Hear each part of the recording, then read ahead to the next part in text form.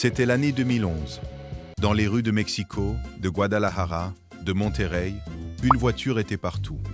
Devant les auto-écoles, dans les stations de taxi, à la sortie des lycées. Cette petite automobile au phare rond était la 6e voiture la plus vendue du Mexique. Elle s'écoulait à environ 23 500 unités par an. Et fin 2011, General Motors a annoncé qu'elle allait la supprimer. Pas parce qu'elle se vendait mal, au contraire. Ils l'ont tuée pour une raison que personne n'a comprise. Nous parlons de la Chevrolet Chevy, l'auto qui a détrôné la coccinelle. Pour comprendre pourquoi elle a disparu en plein succès, il faut revenir à 1994.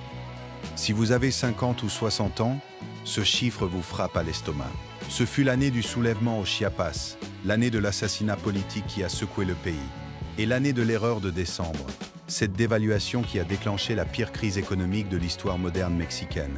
Les gens perdaient leur emploi, leurs économies, leurs maisons. Les familles voyaient leur pouvoir d'achat s'effondrer du jour au lendemain. Le peso mexicain perdait la moitié de sa valeur en quelques semaines seulement. En plein chaos, acheter une voiture neuve semblait impossible. Un rêve complètement inaccessible pour la classe moyenne. Et c'est alors que Chevrolet a fait quelque chose d'inattendu.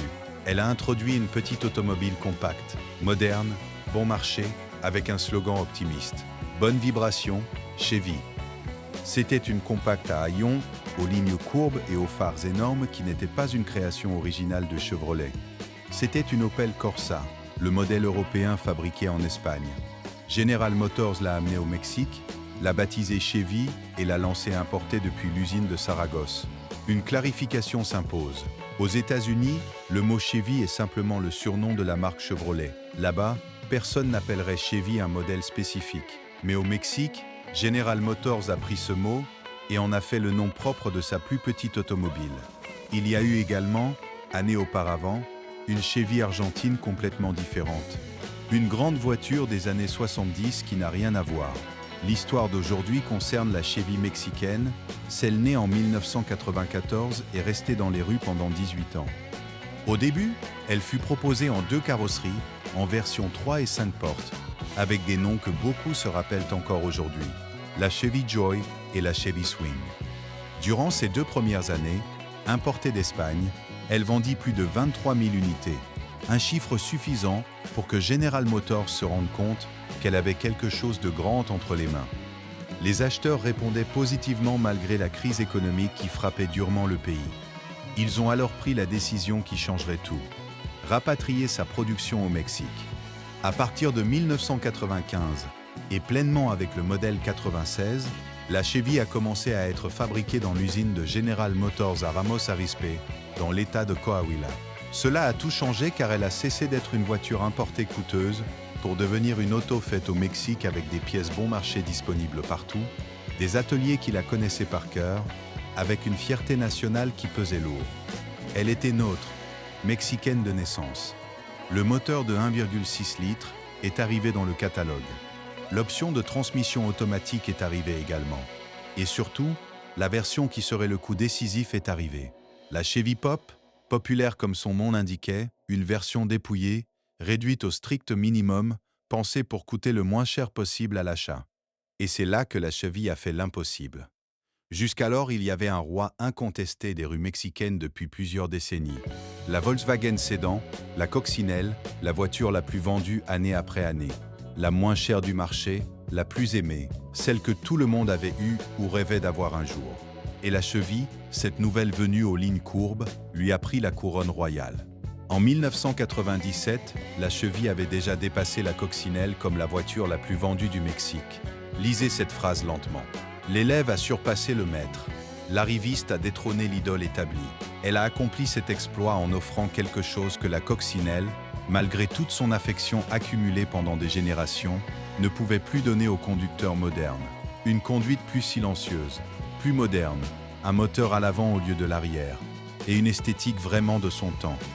La Chevy s'est immiscée dans la vie quotidienne des gens d'une manière que peu d'automobiles réussissent vraiment.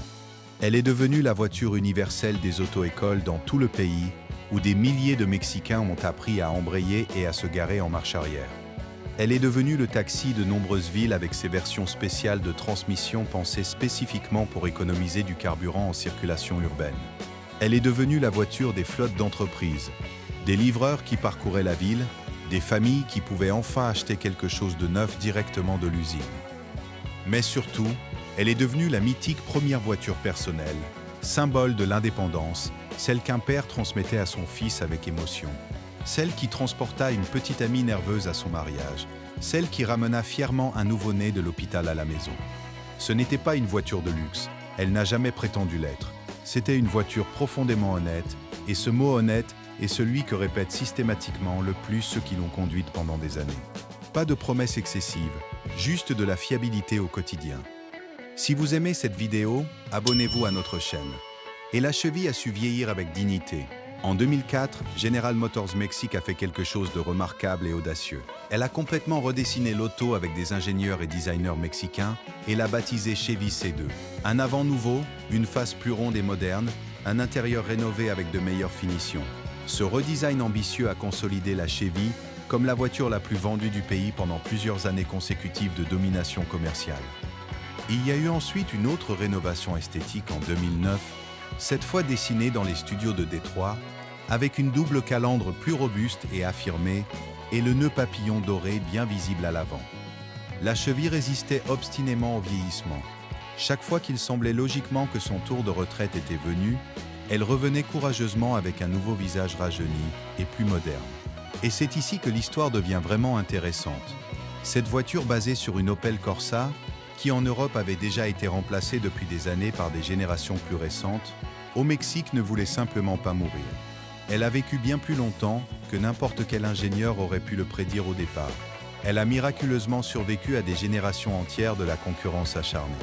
La Tsuru de Nissan, la Volkswagen Pointer, l'Atos de Hyundai, la Ford Icon. Toutes ces rivales sont passées et la Chevy était toujours là, continuant à se vendre, remplissant les rues, étant la première voiture d'une nouvelle vague de jeunes chaque année. Nous arrivons à 2011. La Chevy à 3 portes était encore la 6e voiture la plus vendue du Mexique, écoulant environ 23 500 unités en une seule année. Elle avait des clubs passionnés de fans. Elle avait une demande énorme sur le marché de l'occasion. Elle avait des pièces de rechange disponibles partout dans le pays. Pour n'importe quel critère que vous vouliez utiliser, la Chevy continuait à être un succès commercial retentissant et rentable. Et c'est précisément alors que General Motors a annoncé qu'elle cesserait de la fabriquer. La question que des millions de Mexicains se sont posées était exactement la même. Pourquoi tuer volontairement une voiture qui se vend encore autant ? La réponse officielle de la marque était presque poétique et presque insultante dans son cynisme. Ils ont déclaré que toutes les voitures ont un cycle de vie et que la Chevy avait fidèlement accompli le sien, qu'elle était venue combler le vide laissé par la coccinelle, et que cette mission était désormais accomplie. Cela sonne bien dans un communiqué de presse, mais ce n'est absolument pas la vraie raison profonde derrière cette décision. Et voici l'information qui change toute l'histoire, celle que vous ne connaissiez probablement pas. La Chevy n'est pas morte parce que les gens ont cessé de l'acheter. La Chevy est morte parce qu'elle occupait un espace physique, littéralement. Les lignes d'assemblage dans l'usine de Ramos Arizpe, où se fabriquait quotidiennement la Chevy, représentaient un terrain industriel précieux. Et General Motors a décidé que ce terrain servirait mieux économiquement à autre chose de plus rentable. L'entreprise a annoncé un investissement colossal de 500 millions de dollars dans le complexe de Ramos Arizpe. De cette somme, 215 millions ont été destinés à fabriquer une nouvelle voiture, la Chevrolet Sonic, et 285 millions sont allés à la production de moteurs pour l'exportation internationale. La Chevy n'a pas été vaincue sur le marché par un rival plus fort. Les ventes ne l'ont pas abattue, elle a été expulsée. La même entreprise qui l'avait créée a décidé qu'elle avait besoin de sa place dans l'usine pour produire et exporter un autre modèle jugé plus rentable financièrement. La Sonic allait être fabriquée là pour être vendue au Mexique et exportée vers l'Amérique centrale et du Sud. La Chevy gênait simplement dans les calculs corporatifs. Réfléchissez-y bien. Une voiture qui était la 6e la plus vendue du pays. Une voiture parfaitement rentable, sincèrement aimée, authentiquement fabriquée au Mexique avec fierté ouvrière. Et pourtant, la logique d'entreprise a décidé froidement que l'espace qu'elle occupait valait plus que la voiture elle-même. Ce n'est pas la concurrence qui l'a tuée. Ce n'est pas le client, c'est son propre fabricant dans une feuille de calcul calculant des mètres carrés d'usine et des marges d'exportation futures. La Chevy a été victime de son propre succès industriel paradoxal. Elle était si efficace à produire et si bon marché à vendre que l'espace où elle était fabriquée valait plus pour une voiture à marge plus élevée. Ils l'ont tuée, en un sens cruel, justement parce qu'elle se vendait bien et pas cher. En mars 2012 est sortie la dernière édition. Ils l'ont appelée Chevy Édition Spéciale Joy. Elle reprenait le nom avec lequel tout avait commencé 18 ans plus tôt, bouclant parfaitement le cercle émotionnel.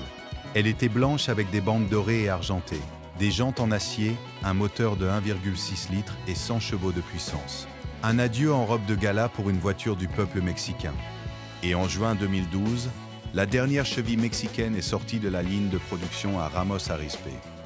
On dit que ce fut un moment profondément émouvant pour les travailleurs présents. Beaucoup avaient passé des années, des carrières entières à assembler cette voiture avec soin. Plus d'1 million d'unités sont sorties de cette usine tout au long de son histoire glorieuse et mémorable. Sa place a été occupée par la Spark, par l'Aveo, par la même Sonic qui l'avait expulsée. Mais aucune n'a réussi à faire ce que la Chevy avait fait pendant presque 2 décennies. Aucune ne s'est inscrite dans la mémoire collective de la même façon indélébile.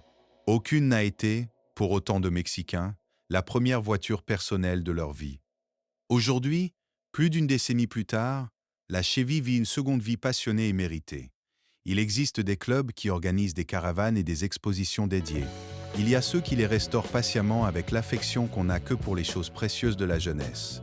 Sur le marché de l'occasion, elle continue d'être activement recherchée parce qu'elle reste bon marché à entretenir et facile à réparer. Et curieusement, l'Opel Corsa, ce parent européen dont elle est née, existe encore aujourd'hui. Déjà dans sa 7e génération, bien que transformée en une voiture technologique et chère, qui a peu à voir avec cette humble berline qui a conquis le Mexique entier. Et peut-être que c'est là la leçon la plus honnête de toute cette histoire. Qu'une voiture peut tout faire correctement, peut se vendre massivement, peut durer longtemps, peut gagner le cœur d'un pays entier, et pourtant disparaître brutalement, non pour avoir échoué commercialement, mais à cause d'une décision froide, prise loin dans un bureau où l'affection des gens n'entre pas dans l'équation. La Chevy ne s'en est pas allée parce que nous avons cessé de l'aimer, elle s'en est allée parce que pour celui qui la fabriquait, la place qu'elle occupait valait plus qu'elle. Et cela, après tant d'années, laisse encore profondément à réfléchir sur ce que nous choisissons de garder et sur ce que nous décidons d'abandonner.